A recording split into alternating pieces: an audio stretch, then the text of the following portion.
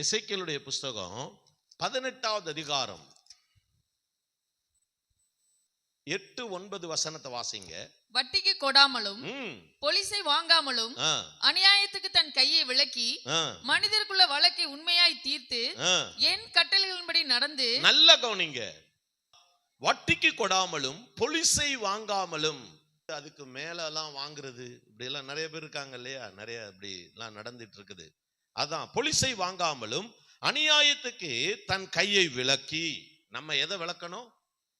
நம்ம கையை அநியாயத்துக்கு விலக்கி, அநியாயமான லாபத்துக்கு நம்ம கையை விலக்கி மனிதருக்குள்ள வழக்கை உண்மையாய் தீர்த்து. பாருங்க, மனிதருக்குள்ள வழக்கை உண்மையா தீர்க்கணும். ஒருத்தருக்கு ஒரு பிரச்சனைனா போய் தீர்த்து விட்டு வரணும், சரி பண்ணிட்டு வரணும். வாசிங்க. என் கட்டளையின்படி நடந்து, என் கட்டளைகளை அவர் சொல்றதின்படி எல்லாம் நடந்து, என் நியாயங்களை கை கொண்டு, அவருடைய நியாயங்களை எல்லாம் கை கொண்டு உண்மையா இருப்பானாகில், உண்மையா இருப்பானாகில் அவனே நீதிமான். அவனே நீதிமான். யார் நீதிமான் அப்படின்னா, யார் நீதிமான் அப்படின்னா, தன் பணத்தை வட்டிக்கு கொடுக்க கூடாது, பொலிசை வாங்க கூடாது, அநியாயத்துக்கு தன் கையை விளக்கணும், அநியாயம் செய்யறதுக்கு தன்னுடைய கையை விளக்கணும்.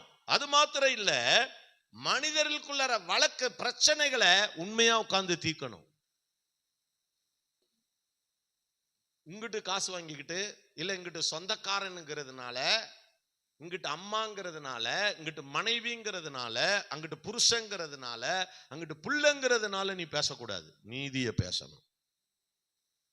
நீதியை பேசும்போது நமக்கு பொல்லாப்பு தான் வரும். வரட்டும், பரவாயில்ல.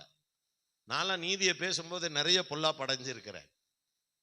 அப்ப அங்க வேத வசனம் சொல்லுது, மனிதர்களுக்குள்ள வழக்கை உண்மையாய் தீர்த்து இதெல்லாம் செஞ்சு, அதுக்கப்புறம் என்ன சொல்லுது? என் கட்டளைகளின்படி நடந்து, என் நியாயங்களை கை கொண்டு. கட்டளைகளின்படி நடந்து நியாயங்களை எல்லாம் கை கொண்டு உண்மையா இருக்கணும். ஆமென். அப்படி உண்மையா இருக்கையில் அவனே நீதிமான். யார் நீதிமான்?